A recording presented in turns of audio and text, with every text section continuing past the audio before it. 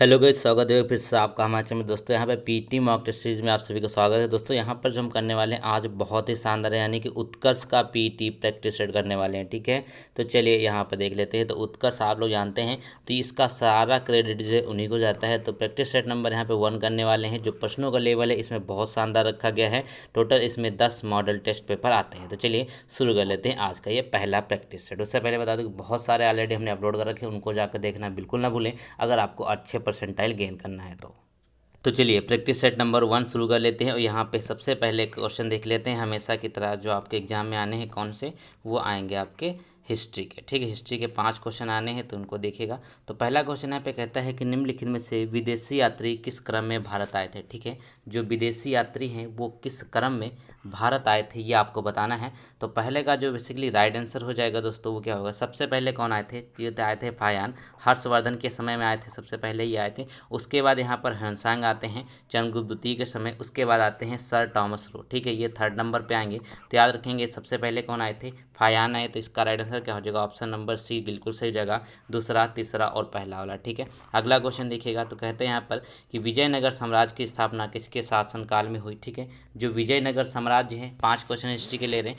तो विजयनगर साम्राज्य के स्थापना किसके शासनकाल में हुई थी। तो इसका राइट आंसर हो जाएगा, यहाँ पर आप सभी को पता है, ये हो जाएंगे मोहम्मद बिन तुगलक। ठीक है, अब इसकी स्थापना किसने करी थी। ठीक है, 2 नाम थे यहाँ पर, एक थे हरियर और बुक्का, 2 लोगों के द्वारा, दोनों भाई थे, दोनों लोगों के द्वारा यहाँ पर विजयनगर साम्राज्य की स्थापना करी गई थी। ठीक है, चलिए याद रखेंगे। अगला क्वेश्चन देखेंगे यहाँ पर। तो अगले क्वेश्चन की अगर बात करेंगे दोस्तों, तो कहते हैं ना कि बाबर की जो आत्मकथा है ना, तुझके बाबरी, जिस भाषा में लिखी गई है वह कौन सी थी। ठीक है, अब यहाँ पे क्वेश्चन ये पूछा जाता है बाबर की आत्मकथा है जो उसका नाम बताइए, वो हो जाएगी तुझके बाबरी।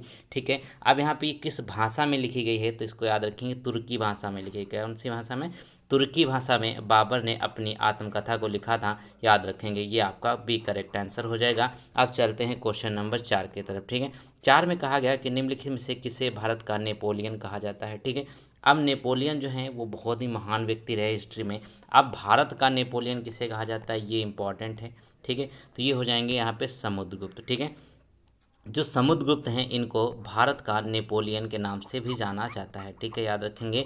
चलिए, ये आपका करेक्ट आंसर होगा। क्वेश्चन नंबर देखिए यहाँ पे 5 में कहा गया कि जो विक्रमशिला है विश्वविद्यालय का संस्थापक कौन था। ठीक है, जो विक्रमशिला विश्वविद्यालय है, ठीक है, जो पहले मगध में पढ़ता था, बेसिकली यहाँ पर जो आपका बिहार है उस समय वहाँ पे पढ़ता हुआ है। इस समय की बात कर लेते हैं, तो 5 का राइट आंसर क्या हो जाएगा, ये हो जाएगा धर्मपाल। कौन हो जाएंगे, धर्मपाल यहाँ पे करेक्ट हो जाएंगे। इन्होंने इसकी क्या की थी, स्थापना करी थी। याद है किसको संस्थापक माना जाता है।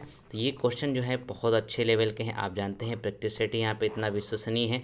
तो चलिए शुरू कर लेते हैं अगला क्वेश्चन। अब देखिए 5 क्वेश्चन आपके आने हैं किस चीज़ के, वो आने हैं आपका जो है ना कि जो राष्ट्रीय आंदोलन है भारतीय, ठीक है, उससे आने। तो देखेगा तो नव बौद्धवाद के प्रतिपादक कौन है। ठीक है, जो नव बौद्धवाद है उसके प्रतिपादक हैं वो कौन माने जाते हैं। तो इसका राइट आंसर हो जाएगा, यहाँ पे हो जाएंगे डॉक्टर भीमराव अंबेडकर। ठीक है, डॉक्टर भीमराव अंबेडकर को नव बौद्धवाद के प्रतिपादक जो है वो माना जाता है। ठीक है, चलिए क्वेश्चन नंबर अगला देखिए। अगला क्वेश्चन देखिए, तो कहते हैं यहाँ पर कि निम्नलिखित में से भारतीय राष्ट्रीय कांग्रेस के किस अधिवेशन में यह बाल गंगाधर तिलक ने कहा था कि स्वराज मेरा जन्मसिद्ध अधिकार है और मैं इसे लेकर रखूंगा। ये मोस्ट इंपॉर्टेंट प्रश्न है। ठीक है, तो यह किसके द्वारा कहा गया, बाल गंगाधर तिलक के द्वारा कहा गया कि स्वराज मेरा जन्मसिद्ध अधिकार है और मैं इसको लेकर रहूंगा। तो यहाँ पे इसका राइट आंसर हो जाएगा यहाँ पे लखनऊ अधिवेशन 1916 में। ठीक है, लखनऊ अधिवेशन 1916 हुआ था, उसमें इस बात को कहा गया था, लखनऊ अधिवेशन 1916। ठीक है, अगला क्वेश्चन देखिएगा। तो कहते हैं यहाँ पर कि निम्नलिखित में से किसके विरुद्ध महात्मा गांधी का सत्याग्रह के लिए आह्वान उनका अखिल भारतीय संघर्ष के नेतृत्व का सर्वप्रथम प्रयास था। ठीक है, यहाँ पे बोला किसके विरुद्ध यहाँ पर होगा। तो 8 का जो राइट आंसर है दोस्तों वो क्या हो जाएगा आपका, वो हो जाएगा ऑप्शन नंबर डी, यानी रॉलेट एक्ट। रॉलेट एक्ट आप सभी लोग जानते हैं कि इसको एक काला कानून के नाम से भी जाना जाता था। इसी के तहत यहाँ पर जो है गांधी जी ने आंदोलन किया था। तो वही यहाँ पर आपको क्वेश्चन पूछा गया है। अगला क्वेश्चन कहता है जो असहयोग आंदोलन है यह कब स्थगित किया गया। ठीक है, असहयोग आंदोलन बहुत इंपॉर्टेंट है, इसको यहाँ पे बहुत बार पूछा जाता है। तो 9 में देखिए, जो असहयोग आंदोलन है इसको स्थगित कब कर दिया गया था, ये आपको बताना है। तो 9 का जो करेक्ट आंसर हो जाएगा यहाँ पे हो जाएगा 1920 में। ठीक है, 1920 जो है ये आपका असहयोग आंदोलन यहाँ पे करेक्ट हो जाएगा, याद रखेंगे। चलिए अगला क्वेश्चन देखिए यहाँ पे, तो कहते हैं किस यूरोपीय समुदाय ने भारत के साथ प्रथम व्यापारिक संबंध स्थापित किए। ठीक है, अब यूरोपीय समुदाय जब भारत में आने लगे थे तो उस समय यहाँ पर देखिए सबसे पहले जब भारत के साथ उन्होंने व्यापारिक संबंध दिखाया, ठीक है, तो वो व्यक्ति कौन थे, पुर्तगाली थे। ठीक है, सबसे पहले पुर्तगाली ही भारत आए हुए थे, सभी को पता है, 1498 की ये बात है। और उन्हीं ने धीरे धीरे क्या किया, जो मुगल उस समय शासन कर रहे थे तो उनसे परमिशन लेकर के उन्होंने अपनी कोठियाँ बनाई और धीरे धीरे बिजनेस स्टार्ट कर दिया। ठीक है, चलिए उससे पहले एक इंपॉर्टेंट बात बता दूं कि देखिए समय कम बचा है, अगर आप रिवीजन पीडीएफ लेना चाहते हैं तो आप ले सकते हैं, बहुत ही शानदार क्वेश्चन उसमें आपको देखने को मिलेंगे, हर एक चीज़ टॉपिक वाइज बताई गई है। ठीक है, तो रिवीजन मटेरियल चाहिए तो आप यहाँ पर नंबर दिख रहा है, आप उस पर व्हाट्सएप कर दीजिएगा बस। ठीक है, चलिए क्वेश्चन नंबर अगला देखिए।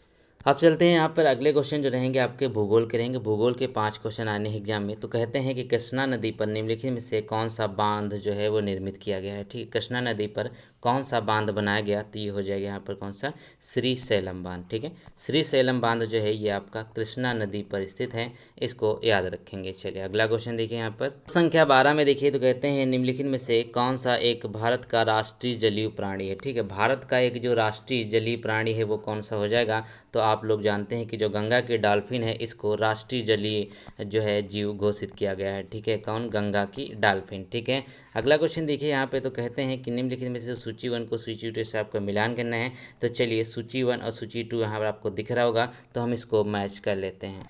तो दोस्तों अगर यहाँ पे ध्यान से देखिए, जो आपका नोवा मंडी है वो किससे संबंधित, यहाँ पर क्या पाया जाता है, तो यह लौह अयस्क के लिए फेमस है। ठीक है, लौह अयस्क के लिए ये फेमस है नोवा मंडी। कोडरमा की बात कर लेते हैं, तो कोडरमा की खाने किससे संबंधित हैं, ये अभ्रक से संबंधित हैं। फिर कल्पक्कम की बात करी तो कल्पक्कम जो है ये आपका आणविक शक्ति से संबंधित है, और कर्णपुरा जो है वो कोयले से संबंधित है। ठीक है, तो याद रखेंगे ये आपका करेक्ट आंसर हो जाएगा, बिल्कुल सही है।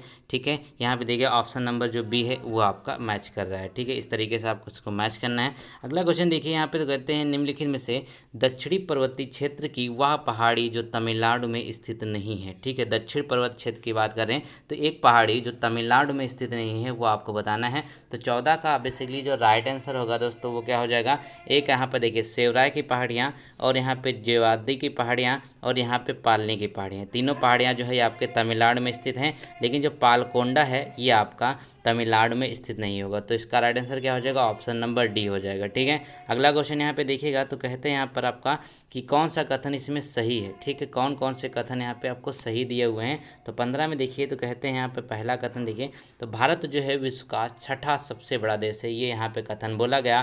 ठीक है, तो आप देखिए, फिर कहते हैं संसार का लगभग 2.4% क्षेत्र भारत के अंतर्गत आता है। अब तीसरा पॉइंट देखिए, तो कहते हैं यहाँ पर कि कर्क रेखा देश के बीच से गुजरती है जो अक्षांशीय विस्तार को 2 बराबर भागों में बांटी है। फिर यहाँ पे कहता है चौथा पॉइंट में कि भारत पूरी तरीके से उष्णकटिबंधीय क्षेत्र में स्थित है।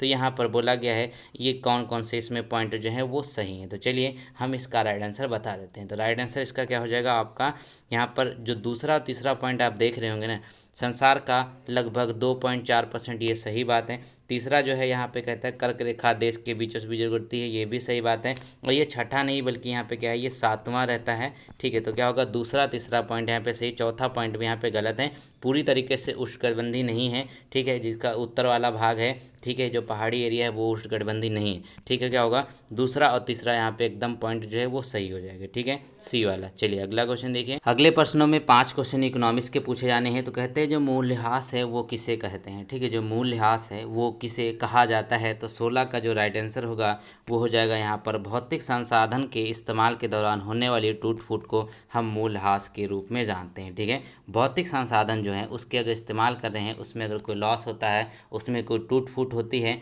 तो क्या हो जाएगा, वो यहाँ पर आपका भौतिक संसाधन के इस्तेमाल के दौरान होने वाली मूल्यह्रास कहलाती है। ठीक है, क्वेश्चन नंबर अगला देखिएगा। तो कहते हैं क्षेत्रीय ग्रामीण बैंक की स्थापना किस वर्ष करी गई। ठीक है, क्षेत्रीय ग्रामीण बैंक की यहाँ पे बात करेंगे तो इसकी स्थापना जब करी गई वह डेट कौन सी थी, तो याद रखेंगे 2 अक्टूबर 1975 को यहाँ पर क्षेत्रीय ग्रामीण बैंक की स्थापना करी जाती है।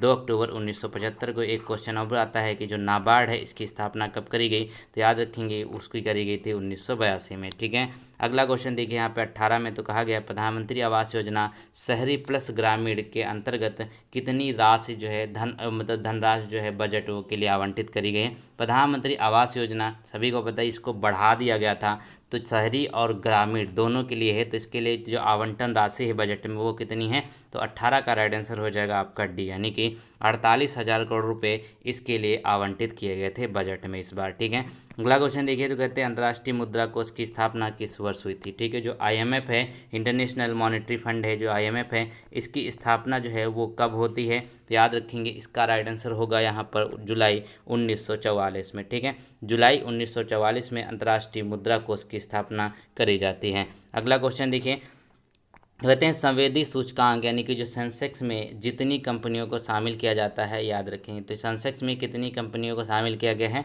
तो 20 का राइट आंसर हो जाएगा। तो फिलहाल इंडिया में 30 कंपनियां जो हैं वो सेंसेक्स के रूप में शामिल करी जा चुकी हैं। कितनी कंपनियां, 30 कंपनियां हैं जो सेंसेक्स के रूप में शामिल करी जा चुकी हैं। क्वेश्चन नंबर अगला देखिए, तो कहते हैं यहाँ पे कि अब पॉलिटी के क्वेश्चन आने हैं ना 5। ठीक है, तो कहते हैं संसदीय स्वरूप के शासन का प्रमुख लाभ यह है कि, अब देखिए संसदीय स्वरूप है अगर शासन का, तो उसके प्रमुख लाभ जो हैं वो कौन कौन से हो जाएंगे। ठीक है, तो यहाँ पे होगा क्या, आपका जो पहला पॉइंट कहता है कि सरकार के अध्यक्ष को निर्वाचित करने के लिए बदला नहीं जा सकता है, गलत पॉइंट है। फिर दूसरा पॉइंट कहता है कार्यपालिका और विधानमंडल दोनों स्वतंत्र रूप से कार्य करते हैं, ये भी गलत पॉइंट है। फिर कहते हैं यहाँ पे कार्यपालिका विधानमंडल के प्रति उत्तरदायी बनी रहती है, ये पॉइंट यहाँ पर सही है। तो आपका करेक्ट आंसर क्या हो जाएगा, ऑप्शन नंबर सी। अगला क्वेश्चन देखिए, तो कहते हैं निम्नलिखित में से कौन से अनुच्छेदों में उच्चतम न्यायालय का एक अभिलेख होना कहा गया है। ठीक है, अब यहाँ पे एक आर्टिकल है जिसमें कहा गया कि जो उच्चतम न्यायालय है ये बेसिकली एक अभिलेख है। तो 22 का राइट आंसर होगा क्या, वो अनुच्छेद 129 है। ठीक है, अनुच्छेद 129 में ये बात कही गई है कि जो उच्चतम न्यायालय है, जो सुप्रीम कोर्ट है ना, वो यहाँ पर क्या है, एक अभिलेख है। ठीक है, क्वेश्चन नंबर अगला देखेगा। अगले क्वेश्चन में कहा गया कि भारतीय संविधान के 44वें संविधान संशोधन मौलिक अधिकार की श्रेणी से हटाया गया, निम्नलिखित में से किसको हटाया गया था। ठीक है, तो सभी को पता है कि 44वां संविधान संशोधन जो होता है 1978 में, उसमें क्या किया गया, जो संपत्ति का अधिकार है उसको हटा दिया गया। अब इसको कहाँ रख दिया गया, अनुच्छेद 300 के भाग 1 में इसको रख दिया गया। ठीक है, ये हो गया आपका राइट आंसर। अब यह संपत्ति का अधिकार होने से पहले यहाँ पर क्या था, जो आपके टोटल 7 मौलिक अधिकार हुआ करते थे पहले। मौलिक अधिकार कहाँ से लिया गया, ये अमेरिका से लिए गए हैं। अब यहाँ पे टोटल कितने, 6 मौलिक अधिकार हैं अपने देश में। ठीक है, अगला क्वेश्चन देखिएगा, तो कहते हैं निम्नलिखित में कौन सा संसदीय शासन प्रणाली से अविच्छिन्न तत्व है। ठीक है, संसदीय शासन प्रणाली से जो अविच्छिन्न तत्व है वो कौन सा है, तो 24 का जो करेक्ट आंसर होगा वो हो जाएगा कार्यपालिका और विधायपालिका का संयोजन। ठीक है, कार्यपालिका और विधायपालिका का जो संयोजन है वही यहाँ पर संसदीय शासन प्रणाली की। प्रश्न संख्या 25 में देखिए, तो कहते क्या है, संविधान के किस भाग में 3 सोपानों में पंचायतें बनाने की परिकल्पना करी गई है। ठीक है, 3 सोपानों में पंचायतें बनाने की जो परिकल्पना करी गई है वो कौन से भाग में पंचायती राज व्यवस्था है, तो याद रखेंगे इसका राइट आंसर हो जाएगा भाग 9। ठीक है, भाग 9 जोड़ा गया था संविधान का जो 73वां संविधान संशोधन होता है। ठीक है, पंचायती राज व्यवस्था से रिलेटेड। चलिए अगला क्वेश्चन देखिएगा, तो कहते हैं वाहनों द्वारा तय की गई दूरी मापने का यंत्र। अब 5 क्वेश्चन साइंस के हैं, तो वाहनों द्वारा तय की गई दूरी मापने का यंत्र जो है वो क्या है। ठीक है, तो इसका राइट आंसर हो जाएगा यहाँ पर आपके लिए, सभी को पता है जो ऑडोमीटर होता है उसका यूज किया जाता है आपके वाहन में। ठीक है, चाहे बाइक हो चाहे कार हो, तो क्या यूज किया जाता है, ऑडोमीटर। ये आपकी गति को या फिर दूरी को मापता है। अगला क्वेश्चन देखिए, तो कहते हैं निम्नलिखित में से कौन सा परमाणु प्रतिरूप प्लम पुडिंग नाम से भी जाना जाता है। ठीक है, कौन सा एक परमाणु प्रतिरूप है जिसको हम प्लम पुडिंग के नाम से भी जानते हैं, तो याद रखेंगे इसका जो राइट आंसर होगा 27 का, वो हो जाएगा यहाँ पे थॉमसन का परमाणु मॉडल। ठीक है, थॉमसन का जो परमाणु मॉडल है उसको प्लम पुडिंग नाम से भी जाना जाता है। चलिए क्वेश्चन नंबर अगला देखिएगा, तो कहते हैं जंतु जगत का सबसे बड़ा संघ कौन सा है। ठीक है, अब जो बायोलॉजी पढ़े हैं उस देखे होंगे कि इसमें आपको संघ देखने को मिलते हैं। ठीक है, तो 28 का राइट आंसर हो गया क्या, उसमें होता है संघ जो है आर्थ्रोपोडा जो है ना, ये सबसे बड़ा है। ठीक है, कौन सा है ये, आर्थ्रोपोडा जो है ये सबसे बड़ा है, तो याद रखेंगे। चलिए अगला क्वेश्चन देखिए 29 में, तो कहते हैं जो हरित लवक है, लवक में पाया जाता है, जो हरित लवक है इसमें क्या पाया जाता है। हरित लवक का शायद यहाँ पर होगा जो आपका, मैं सही सोच पा रहा हूँ इंग्लिश में, तो ये होता है आपका, ठीक है, जो हरित लवक क्लोरोफिल होता है, तो क्लोरोफिल जो है ये इसमें क्या पाया जाता है, तो 29 का करेक्ट आंसर हो जाएगा, इसमें आपको राइबोसोम यहाँ पे थाइलेकाइड और यहाँ पे कॉटासोम, ये उपयुक्त सभी तीनों चीज़ें आपको इसमें देखने को मिलती हैं हरित लवक में। ठीक है, अगला क्वेश्चन देखिए, क्वेश्चन नंबर जो 30 कहता है, तो भैया यहाँ पे 30 में कहा गया कि निम्नलिखित में से किस पेशियों में लैक्टिक अम्ल का जमाव हो जाता है। ठीक है, अब जो लैक्टिक एसिड होता है, आप जानते हैं अगर आप ज़्यादा एक्सरसाइज करते हैं तो लैक्टिक एसिड के जमने के कारण आपकी मसल जो है वो यहाँ पे थक जाती हैं। तो बेसिकली यह कौन सी जो है मसल्स में जम जाता है। तो इसका करेक्ट आंसर क्या हो जाएगी, ऐच्छिक पेशियों में जम जाता है। ऐच्छिक का मतलब क्या है, जो मान लीजिए आप एक्सरसाइज कर रहे हैं तो अपनी जो मसल आप करना चाहते हैं वो ऐच्छिक रूप से वो कर सकते हैं उसकी एक्सरसाइज, तो वहीं पे वो जमता भी जाके हैं, इसीलिए आप थक जाते हैं। दौड़ते समय आपके पैरों में जम जाता है, वो ऐच्छिक मसल्स में आता है। ठीक है, अगला क्वेश्चन देखिएगा।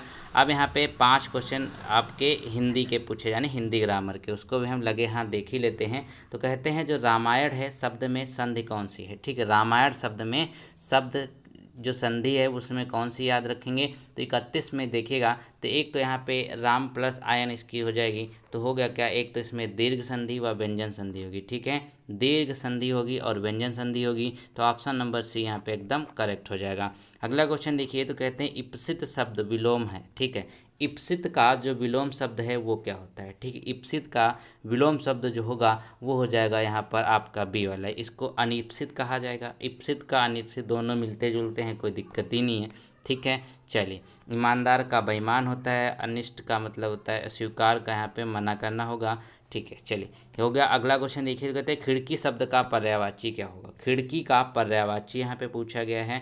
तो अब देखिए 33 में तो होगा क्या, यहाँ पर हो जाएगा गवाच। ठीक है, अब यहाँ पे खिड़की का जो पर्यायवाची होता है गवाच होता है। ये मत कह दीजिए घर में कि गवाच से बंद करो तो ना पिटाई लग जाएगी भैया। ठीक है, तो खिड़की का पर्यायवाची होता है गवाच। अगला क्वेश्चन देखिए, कहते हैं निम्नलिखित में से किस विकल्प वाक्यांश में उससे संबंधित शब्द अशुद्ध है। ठीक है, अशुद्ध यहाँ पे जो दिया गया वो आपको ज्ञात करना है। ठीक है, तो यहाँ पे देखिएगा 34 में, तो ये क्या होगा, वह जो क्षमा करने योग्य होता है। ठीक, वह जो क्षमा करने योग्य होता है उसको क्षमाशील नहीं कहते हैं, तो यही आपका अशुद्ध है। भूख से व्याकुल को छुतातुर कहते हैं।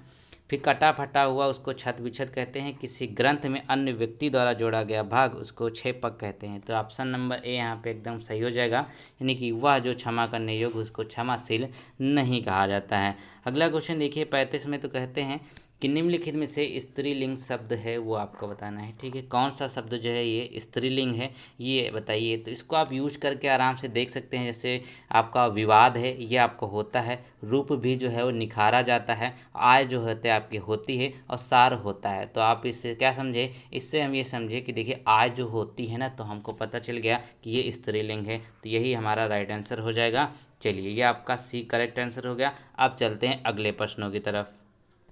तो चलिए दोस्तों, आप क्या है, आप पैसेज वगैरह आ गए थे बीच में, तो पैसेज लास्ट में करेंगे, उससे पहले यहाँ पे जनरल अवेयरनेस और करंट अफेयर देख लेंगे। ठीक है, जनरल अवेयरनेस आपके एग्जाम में 10 नंबर की आनी है, तो इसको ज़रूर देखिए। तो कहते हैं कि भारत के किस राज्य की तट रेखा जो है सबसे लंबी है। तट रेखा मतलब क्या होता है, समुद्री एरिया या फिर जो कोस्टल एरिया है वो सबसे ज़्यादा कहाँ पर है, तो याद रखेंगे ये होता है आपका गुजरात। गुजरात इसका करेक्ट आंसर हो जाएगा। यहाँ की कोस्टल एरिया जो सबसे ज़्यादा है, तो ऑप्शन नंबर डी यहाँ पे एकदम सही है। अगला क्वेश्चन देखिए, तो कहते हैं केंद्रीय औषधि अनुसंधान संस्थान जो है वो कहाँ पर स्थित है। ठीक है, केंद्रीय औषधि अनुसंधान संस्थान जो स्थित है वो कहाँ है, तो 52 का राइट आंसर होगा।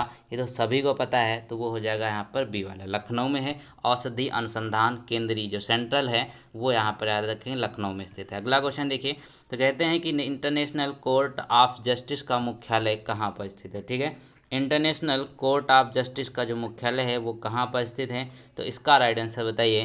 तो ये हो जाएगा क्या, 53 का वो हो जाएगा आपका सी, द हेग में स्थित है इंटरनेशनल कोर्ट जो है। ठीक है, उसका मुख्यालय कहाँ पे है, द हेग में स्थित है, याद रखेंगे। ठीक है, इंटरनेशनल कोर्ट ऑफ जस्टिस। अगला क्वेश्चन देखिए, तो कहते हैं यहाँ पर, तो इसमें कहा गया निम्नलिखित में से कौन सा पुरस्कार केवल संगीत से संबंधित। ठीक है, एक ऐसा पुरस्कार है जो संगीत के ही क्षेत्र में दिया जाता है, तो वो संबंधित है यहाँ पर देखिए ग्रैमी पुरस्कार। ठीक है, बाकी टैगोर पुरस्कार, कांस्य, ऑस्कर, ये सब हैं जो डिफरेंट डिफरेंट क्षेत्र में दिए जाते हैं, लेकिन यहाँ पे देखिए जो ग्रैमी है ये सिर्फ और सिर्फ संगीत यानी म्यूजिक के क्षेत्र में ही दिए जाते हैं, याद रखेंगे। ये आपका करेक्ट आंसर हो जाएगा। अगला क्वेश्चन देखिए यहाँ पे, तो कहते हैं जो रिंग गिट है वह किस देश की मुद्रा है। ठीक है, रिंग गिट जो है वो किस देश की कि आपकी मुद्रा है या फिर कैपिटल है। तो इसका राइट आंसर क्या हो जाएगा वो देखिएगा, तो 55 का राइट आंसर होगा दोस्तों, वो हो जाएगा यहाँ पर आपका ए वाला। ठीक है, मलेशिया इसका करेक्ट आंसर। जो मलेशिया की क्या है, रिंग गिट है। ठीक है, क्या है इसकी,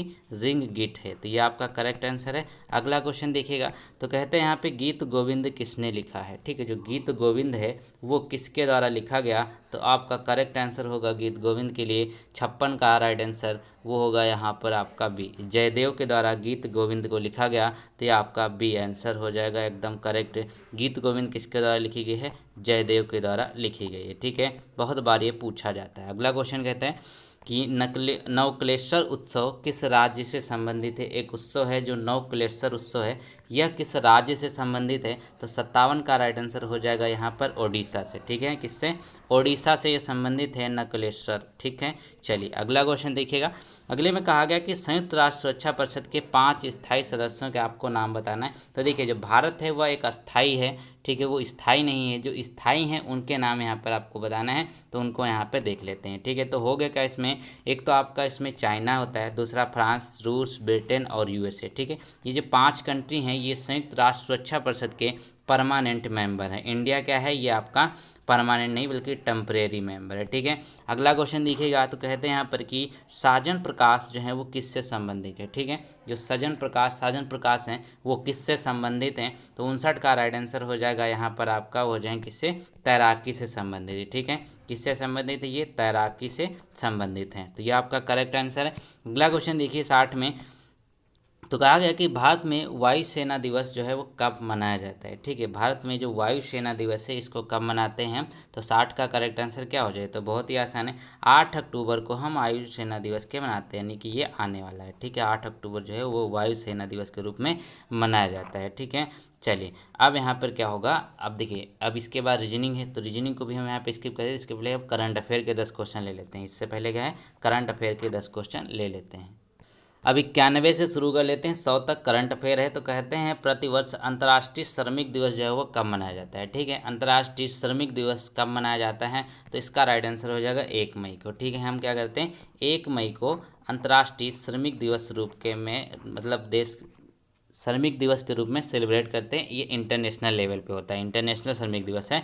अगला क्वेश्चन जो है यहाँ पर कहता है कि जो एमएसएमई है ना, वो का जेडईडी प्रमाणन योजना का शुभारंभ किसने किया। ठीक है, एमएसएमई जेडईडी का शुभारंभ किसने किया है, तो 92 का राइट आंसर होगा, वो हो जाएगा यहाँ पर ऑप्शन नंबर टी। ठीक, कौन हो जाएंगे यहाँ पर, नारायण राणे जो हैं इनके द्वारा इसका शुभारंभ किया गया। ठीक है, जेडईडी प्रमाणन योजना। अगला क्वेश्चन देखिए, तो कहते हैं 2 मई 2022 को किसने विश्व स्नूकर चैंपियनशिप 2022 का खिताब जीता है। ठीक है, विश्व स्नूकर चैंपियनशिप 2022 का खिताब किसने जीता, 93 करेक्ट आंसर होगा यहाँ पर आपका, वो हो जाएगा कौन, रोनी ओ सुलिवन। ठीक है, किसने जीता है, सुलिवन ने जीता है स्नूकर चैंपियनशिप का अवार्ड। ठीक है, चलिए अगला क्वेश्चन देखिए, तो कहते हैं यहाँ पर कि 3 मई 2022 को जारी विश्व प्रेस स्वतंत्रता सूचकांक 2022 में भारत कौन से स्थान पर है। ठीक है, प्रेस स्वतंत्रता सूचकांक की बात करें तो इस बार जो भारत की रैंक आई है वो कितनी आई है, वो आई है यहाँ पर आपके 150 नंबर पे। ठीक है, कितने नंबर पे है, जितने भी कंट्री यहाँ पे थी उसमें 150वें नंबर पे है भारत, बहुत ही नीचे है प्रेस स्वतंत्रता सूचकांक के मामले में। चलो यहाँ पे देखिए 95 में, तो कहते 4 मई 2022 को भारतीय रिजर्व बैंक ने रेपो रेट को 0.40% से बढ़ाकर कितने परसेंट कर दिया। ठीक है, रेपो रेट को यहाँ पे 0.40% से बढ़ाया गया था मई 2022 में, तब यह कितने पे कर दी गई, तो याद रखेंगे इसका राइट आंसर हो जाएगा 4.4%। ठीक है, कितना हो जाएगा, 4.4% इसको बढ़ाकर कर दिया गया, ये आपका बी करेक्ट आंसर हो जाएगा। ठीक है, अगला क्वेश्चन देखिए यहाँ पे, तो कहते क्या हैं कि जीवला विशेष ऋण योजना किस राज्य सरकार के द्वारा शुरू करी गई। ठीक है, कि यहाँ पे देखिए जीवला विशेष ऋण योजना है, यानी कि इसमें लोन दिया जाता है, विशेष है, तो याद रखेंगे ये किस सरकार के द्वारा शुरू करी गई, तो ये शुरू करी गई है यहाँ पर आपका ऑप्शन नंबर डी सही होगा, महाराष्ट्र के द्वारा। ठीक है, जीवला योजना महाराष्ट्र सरकार के द्वारा शुरू करी गई, इसमें एक विशेष ऋण का प्रावधान है। ठीक है, चलिए ये आपका करेक्ट आंसर हो गया। अगले क्वेश्चन की तरफ चलते हैं, तो इसमें कहा गया कि मई 2022 में किसने भारतीय वायुसेना के महानिदेशक ठीक है। DGIS का पदभार संभाला है, निरीक्षण और सुरक्षा का पदभार संभाला है।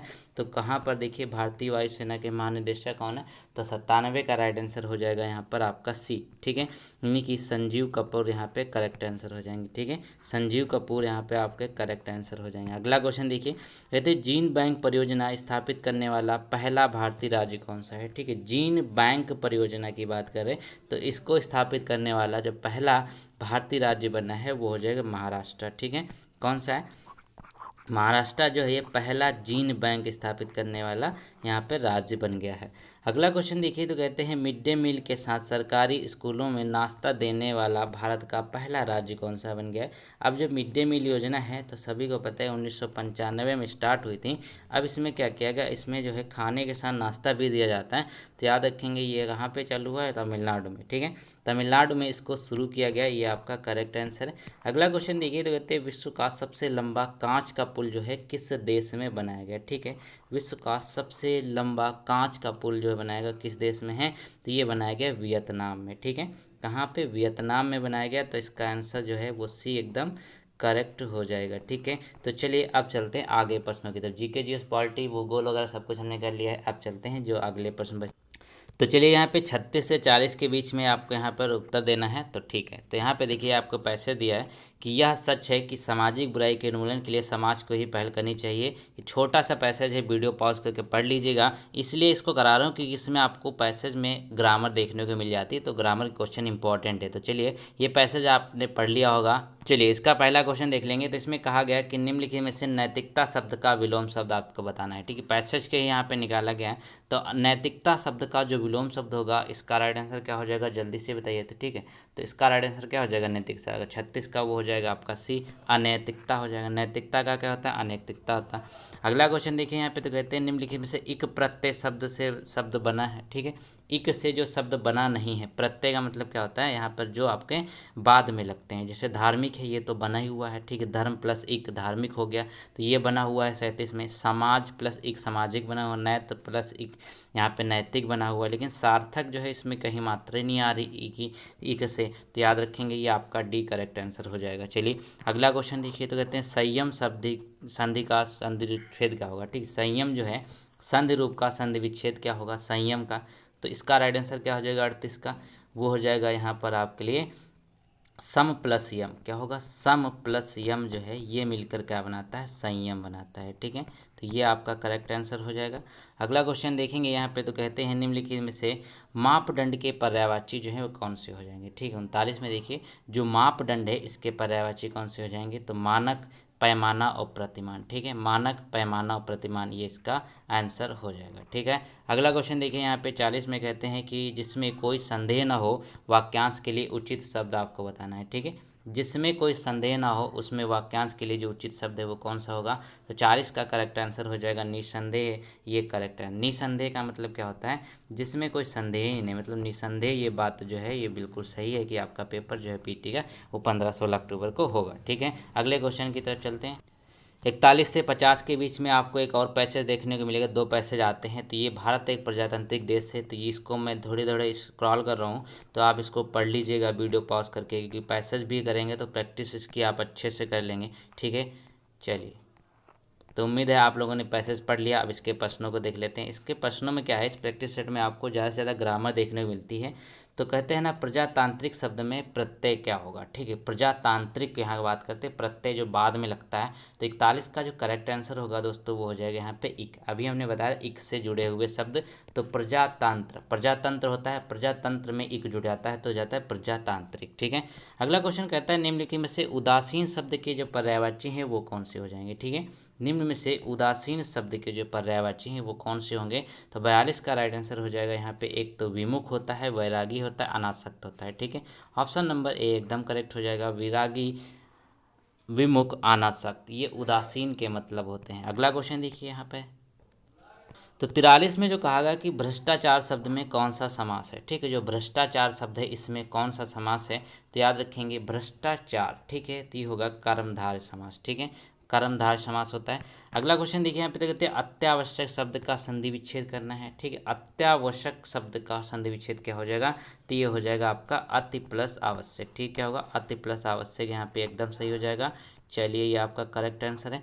अगले क्वेश्चन की तरफ चलते हैं तो कहते हैं जो पारिस्थितिकी शब्द में उपसर्ग और मूल शब्द बताना है।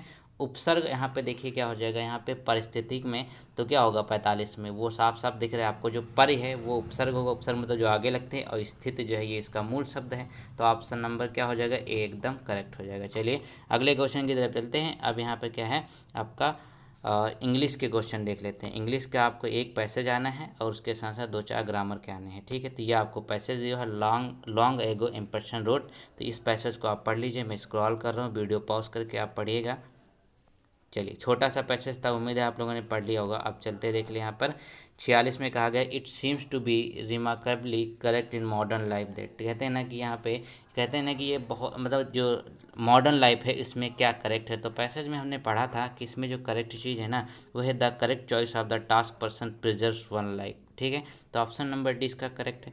अगला क्वेश्चन देखिए यहाँ पे, तो कहते क्या हैं, तो यहाँ पे कहा गया a person who has chosen the right task has no time to regret because. कहते हैं ना कि एक पर्सन जो सही टास्क चूज करता है उसके पास अफसोस करने के लिए समय नहीं होता है। तो 47 का करेक्ट आंसर क्या होगा, has too much to do, उसको बहुत सारा कार्य करना होता है इसीलिए उसके पास समय जो है नहीं होता है। अगला क्वेश्चन देखिए, तो कहते हैं यहाँ पे जो आपका द एक्सप्रेशन सेफ्टी वाल्व्स जो मीन्स है उसका मतलब क्या होता है। ठीक है, सेफ्टी वाल्व का जो मतलब है वो क्या होगा, तो 48 का राइट आंसर हो जाएगा यहाँ पे समथिंग विच गारंटीज सेफ्टी। ठीक है, समथिंग विच गारंटीज सेफ्टी, ये आपका सेफ्टी वाल्व से मतलब हो जाएगा। ठीक है, चलिए अगला क्वेश्चन देखिएगा, तो कहते हैं यहाँ पे सिनोनिम्स आप बताना है फ्यूटाइल का। ठीक है, जो आपका फ्यूटाइल है इसका सिनोनिम्स जो है ये आप बताइए जल्दी से।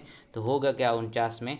ठीक है, तो 49 में क्या हो जाएगा, यहाँ पे वेन हो जाएगा। फ्यूटाइल का वेन का मतलब होता है जो मतलब ख़राब चला जाए, जैसे कहते कि वो कोई आप बहुत मेहनत करी लेकिन वो वेन हो गया। ठीक है, चलिए तो ये आपका फ्यूटाइल का मतलब क्या होता है, वेन हो जाएगा।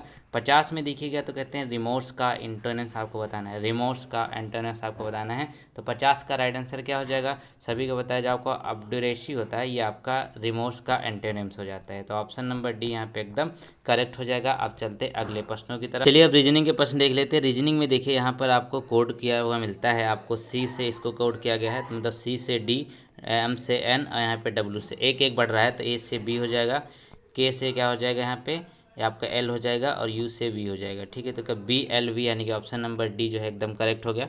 अगला क्वेश्चन देखिए, तो कहते हैं ए बी का भाई है सी डी का पिता है। तो ये आप देखिए, हमें इसको जल्दी बना लेते हैं।